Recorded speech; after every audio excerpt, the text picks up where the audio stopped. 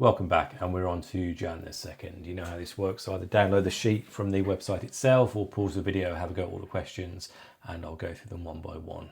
Question one coming 3, 2, 1. Okay, first question. As ever, could be a GCSE question, but what makes this further maths is that you have to think a little bit more about what you can combine and what you cannot. So this question wants you to create using all of the cards. So in other words, you can't do a 2-digit or 3-digit number, and implicitly you can't repeat numbers because you're using cards as opposed to picking numbers. You need to create a number that's less than 50,000. Now those numbers will have 5 digits within them, and you need to think about what each digit could be. Well, the first digit, if it's less than 50,000, must be the number 1, 2 or 3. In other words, there are 3 choices for that first number. Now, if I've chosen a number for the first number, for the next number, there are 4 cards to choose from, so therefore there are 4 choices. If I've taken 2 of the cards away, there's 3 left to choose from for the next number, then it's 2, then it's 1. This is the fundamental rule of counting. If I have combined options of 3, 4, 3, 2 and 1, in order to work out the combination of all those options, I multiply them all together, and that's going to give me 72 options overall. So there are 72 different numbers that I can make that are less than 50,000. First question done. Next question. Now this is obviously a further maths question, and actually it's a bit more than that because it's a further maths GCSE question, but it's not even on A level. It's on further maths A level. If you choose to do that, we'll go a lot further with matrices. But for further maths GCSE, it's just some fairly straightforward techniques we ask you to use. So for this one here, 2 matrices, can you multiply them together? The point of this question is it wants you to remember that BA means you put the B on the left and the A on the right, and that matters because the order will give you a different answer, or potentially will give you a different answer if you switch them around. And then you need to know how to do matrix multiplication. Now I'm just going to write it out and then talk about it because it's easier. So in other words, in order to get the bottom left answer, so this answer down here, you multiply the bottom, so listen to the word, so bottom left, so the bottom row times the left column, and what you're doing is -1 times -1, which is down here, plus 7 times 2, which is 14. You do that for each of the different numbers, so row times column, and you should get -4, 5, 15, 4. Again, just as a sort of slight aside. So the point of this video is not to explain how to do all the underlying maths. I recommend the corporate website to help you with some of this, but just to check that you know how to do it. And if that's not something you know, go away, practice it, come back again. Anyway, question 2 done. Next question. Now, this is one of these whereby it's setting you up a little bit for A-level. So on the face of it, it's quite an easy question, but I'm going to answer it in a slightly more A-level-y way. So you get in the habit of doing things correctly, which will give you the rigour that you need when you go to A-level. So x minus 5 is a factor of this thing here.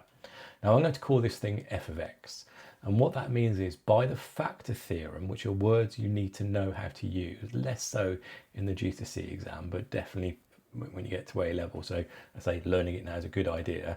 It means that f of 5 is equal to 0. In other words, if I put 5 into this equation here, I get 0. And so let's do that. So therefore 5 into here, etc. is going to give me 125 minus 150 plus 15 plus a is equal to 0. That's one equation, one unknown, rearrange, and that's going to give me that a is equal to 10. Nice straightforward question, but again, the start of something you're going to use a lot, especially if you move on to A-level maths. Next question. A curve has equation x squared, so it's a quadratic, so I know it's a happy quadratic, so it's facing upwards. Work out the equation, the tangent. Now, I've done an extra step here that you don't need to do, but I find this a good habit. So I've completed the square, which has given me this here, which means that I know the vertex is minus 312, which means I know it looks something like this, which means I know x equals 1, it's a positive gradient. No marks for that, but it just means I'm a bit happier, I might get the right answer, or I can spot an error. Anyway, how do I do this? Work out the equation of a tangent. Now, remember, in the exam, I know it's not all about the exam, but in the exam, there are marks for doing the right step. The way to work out a tangent is you need a gradient, and the way to work out a gradient is to differentiate, so let's differentiate first. 1 mark for knowing to differentiate, 1 mark for differentiating correctly for 2x plus 6.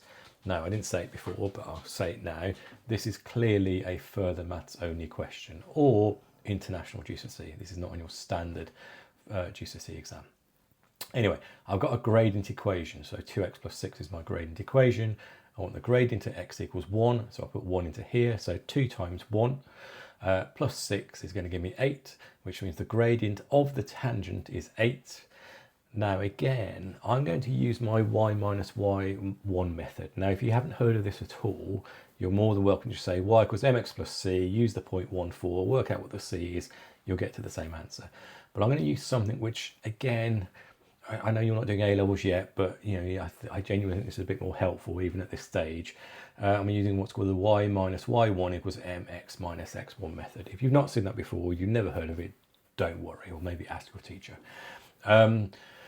Point is, I put in 4 because that's my y value, I put in 1 because that's my x value, do a bit of rearranging, and I get y equals 8x minus 4. That is the equation, the tangent that meets the curve at 1, 4 and has the same gradient at that point.